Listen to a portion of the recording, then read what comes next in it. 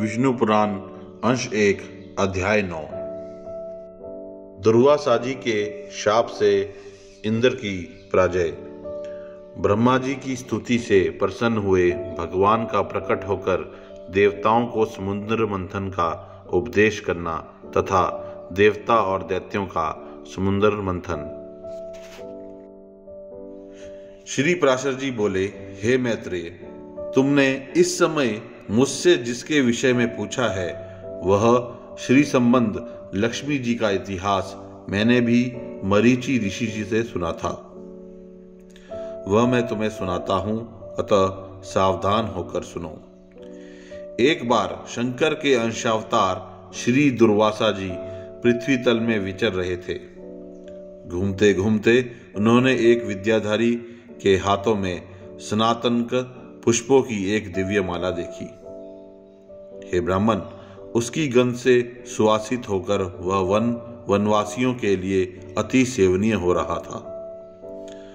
तब उन उन्मुक्त वृत्ति वाले विप्र ने वह सुंदर माला देखकर उसे उस विद्याधर सुंदरी से मांगा।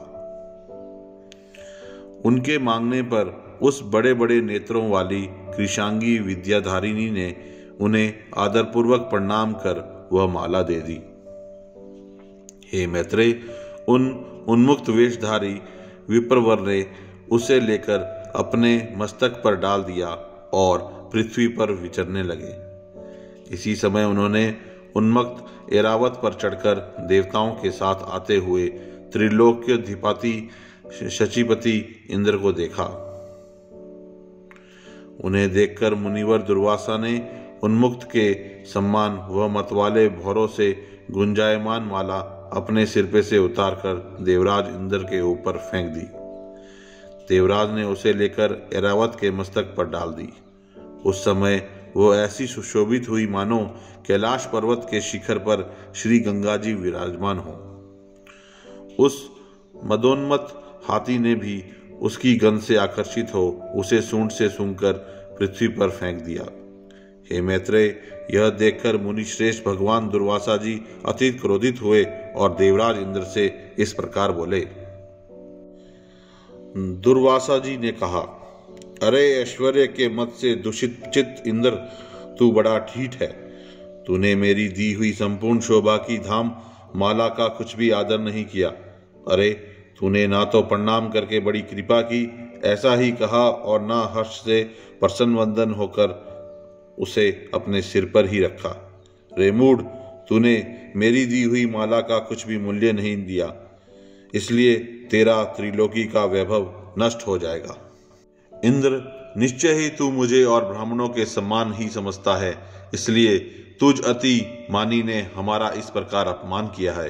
अच्छा, तूने मेरी दी हुई माला को पृथ्वी पर फेंका है, इसलिए तेरा यह त्रिभुवन भी शीघ्र ही श्रीहीन हो जाएगा।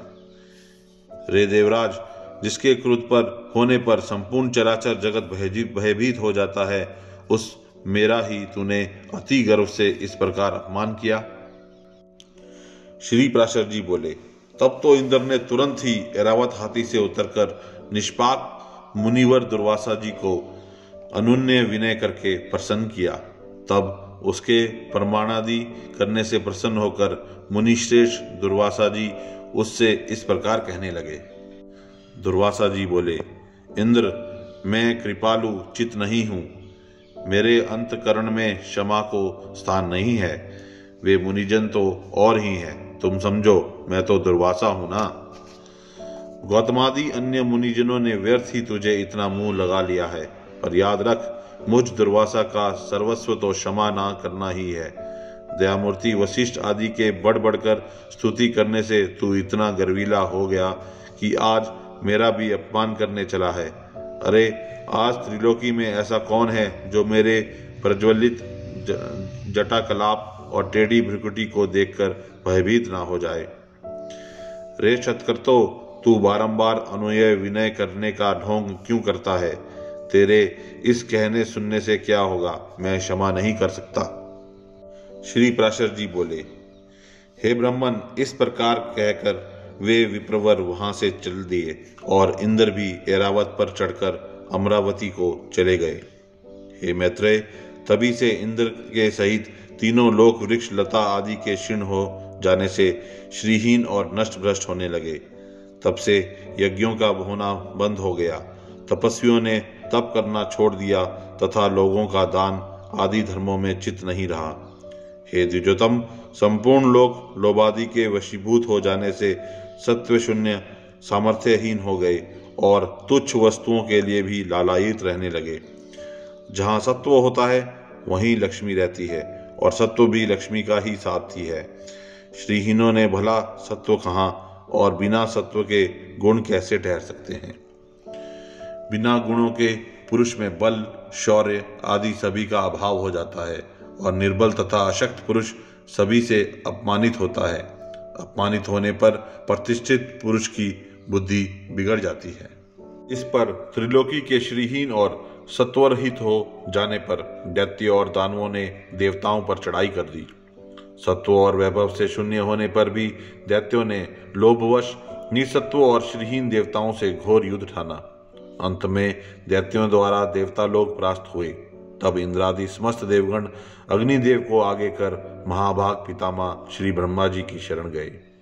देवताओं से संपूर्ण वृत्तांत सुनकर श्री ब्रह्मा जी ने उनसे कहा, हे देवगण, तुम दैत्य दलन परावरेश्वर भगवान विष्णु की शरण जाओ, जो संसार की उत्पत्ति, स्थिति और संहार के कारण है, किंतु कारण भी नहीं है, और जो चराचर के ईश्वर, प्रजापतियों के स्वामी, सर्वव्यापक, अनंत और अजय हैं, तथा जो अजन्मा किंतु कार्य रूप में परिणीत हुए प्रधान और पुरुष के कारण हैं एवं शरणागत वत्सल हैं, वे अवश्य तुम्हारा मंगल करेंगे। श्री पराशर जी बोले, हे मैत्रेय, संपूर्ण देवगणों से इस प्रकार कह लोक पितामह श्री ब्रह्मा जी भी उनके साथ क्षीरसागर के उत्तरी तट पर गए। वहां पहुंचकर पितामह ब्रह्मा जी ने समस्त देवताओं के साथ परावरनाथ श्री विष्णु भगवान की अति मंगलमय वाक्यों से स्तुति की। ब्रह्मा जी कहने लगे, जो समस्त अणुओं से भी अणु और पृथ्वी आदि समस्त गुरुओं से भी गुरु है, उन निखिल लोक विश्राम पृथ्वी के आधार स्वरूप अप्रकाशय, अभेद्य, सर्वरूप, सर्वेश्वर, अनंत, अज और अव्यय नारायण को मैं नमस्कार करता हूँ। मेरे सहित संपूर्ण जगत जिसमें स्थित है, जिससे उत्पन्न हुआ है, और जो देव सर्वभूतमय हैं तथा जो पर से भी पर हैं, जो पर पुरुष से भी पर हैं, मुक्ति लाभ के लिए मोक्षकामी मुनिजन जिसका ध्यान धरते हैं, तथा जिस ईश्वर में सत्वादि प्राकृतिक गुणों का सर्वथा अभाव है, वह समस्त शुद्ध पदार्थों से भी परम शुद्ध परमात्मा स्वरूप आदि पुरुष हम पर प्रसन्न हो। जिस शुद्ध स्वरूप भगवान की शक्ति, कला, काष्ठा और मुहूर्त आदि काल कर्म का विषय नहीं है, वे भगवान विष्णु हम पर प्रसन्न हो।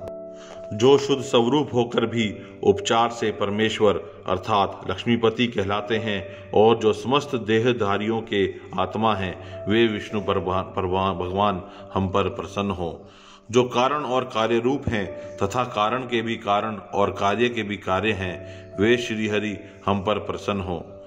जो कार्य के कार्य का भी कार्य हैं, उसके कार्य का भी कार्य जो स्वयं है, और जो उसके कार्य का भी कार्यभूत हैं, उसे हम प्रणाम करते हैं।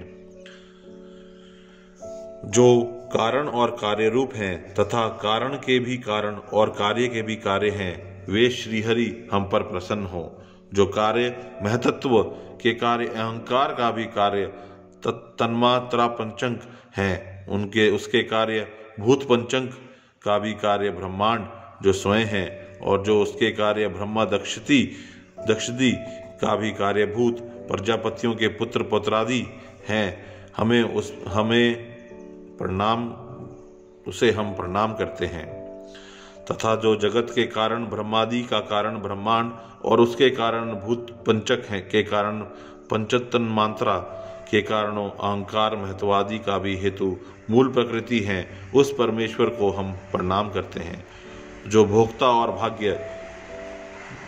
और भोग्य स्पष्टा और सृज्य तथा कर्ता और कार्य रूप स्वयं ही है, उस परम पद को हम प्रणाम करते हैं। जो विशुद्ध बोध स्वरूप नित्य अजन्मा अक्षय अव्यय अव्यक्त और अविकारी हैं, वही विष्णु का परम पद पर स्वरूप है। जो ना स्थूल है, ना सूक्ष्म और ना किसी अन्य विशेषण का विषय है, वही भगवान विष्णु का नित्य निर्मल परम पद है। हम उसको प्रणाम करते हैं। जिसके अयुतांश में यह विनीश्वर रचना की शक्ति स्थित है तथा जो ब्रह्म स्वरूप है, उस अव्यय को हम प्रणाम करते हैं। नित्य युक्त योगीगण अपने पुण्य पापादि का क्षय हो जाने पर ओमकार द्वारा चिंतनीय जिस अविनाशी पद का साक्षात्कार करते हैं, वही भगवान विष्णु का परम पद है, जिसको देवगण, मुनिगण, शंकर और मैं कोई भी नहीं जान सकते। वही परमेश्वर श्री विष्णु जी का परम पद है। जिस अभूतपूर्व देवकी, ब्रह्मा, विष्णु और शिवरूप शक्तियां हैं, वही भगवान विष्णु का परम पद है। हे सर्वेश्वर, हे सर्वभूतात्मन, हे सर्वरूप, हे सर्वाधार, हे अच्युत, हे विष्णु, हम भक्तों पर प्रसन्न होकर हमें दर्शन दीजिए। श्री पराशर जी बोले, ब्रह्मा जी के इन उदागरों को सुनकर देवगण भी प्रणाम करके बोले, प्रभु हम पर प्रसन्न होकर हमें दर्शन दीजिए। हे जगदाम सर्वगत अच्युत्य, जिसे ये भगवान ब्रह्मा जी भी नहीं जानते, आपके उस परम पद को हम प्रणाम करते हैं। तदनंतर ब्रह्मा और देवगणों के बोल चुकने पर बृहस्पति आदि समस्त देव ऋषिगण कहने लगे, जो परम सत्वन्य आज्ञ यज्ञ पुरुष हैं और पूर्वजों के भी पूर्व पुरुष हैं, उन जगत के रचयिता निर्विशेष परमात्मा को हम नमस्कार करते हैं। हे भूत भवेश यज्ञ मूर्तिधर भगवान, हे अव्यय, हम सब शरणागतों पर आप प्रसन्न होइए और दर्शन दीजिए। हे नाथ, हमारे सहित ये ब्रह्मा जी, रुद्रों के सहित भगवान शंकर, 12 आदित्यों के सहित भगवान पूषा, अग्नियों के सहित पावक और ये दोनों अश्विनी कुमार, 8 वसु, समस्त मरुदगण, साध्यगण, विश्वे देव तथा देवराज इंद्र, ये सभी देवगण दैत्य सेना से पराजित होकर अति परिणत हो आपकी शरण में आए हैं। श्री पराशर जी बोले, हे मैत्रेय, इस प्रकार स्तुति किए जाने पर शंख चक्रधारी भगवान परमेश्वर उनके सम्मुख प्रकट हुए। तब उस शंकर चक्रधारी उत्कृष्ट तेजो राशिमय अपूर्व दिव्य मूर्ति को देखकर पितामह आदि समस्त देवगण अति विनय पूर्वक प्रणाम कर शोभवश चकित नयन हो उन कमल नयन भगवान की स्तुति करने लगे। देवगण बोले, हे प्रभु, आपको नमस्कार है, नमस्कार है। आप निर्विशेष हैं, तथापि आप ही ब्रह्मा हैं, आप ही शंकर हैं तथा आप ही इंद्र, अग्नि, पवन, वरुण, सूर्य और यमराज हैं। हे देव वसुगण, मर्दगण, साध्यगण और विश्व देवगण भी आप ही हैं तथा आपके सम्मुख जो यह देव समुदाय है, हे जगत सृष्टा, वह भी आप ही हैं, क्योंकि आप सर्वत्र परिपूर्ण हैं। आप ही यज्ञ हैं, आप ही वशकार हैं तथा आप ही ओंकार और प्रजापति हैं। हे सर्वात्मन, विद्या, वेद और संपूर्ण जगत आप ही का स्वरूप तो है। हे विष्णु, दैत्यों से परास्त हुए हम आतुर होकर आपकी शरण में आए हैं। हे स्वरूप, आप हम पर प्रसन्न होइए और अपने तेज से हमें सशक्त कीजिए। हे प्रभु, जब तक जीव संपूर्ण पापों को नष्ट करने वाले आपकी शरण में नहीं जाते, तभी तक उसमें दीनता, इच्छा, मोह और दुख आदि रहते हैं। हे प्रशांत मन, हम शरणागतों पर आप प्रसन्न होइए और हे नाथ, अपनी शक्ति से हम सब देवताओं के खोए हुए तेज को फिर बढ़ाइए।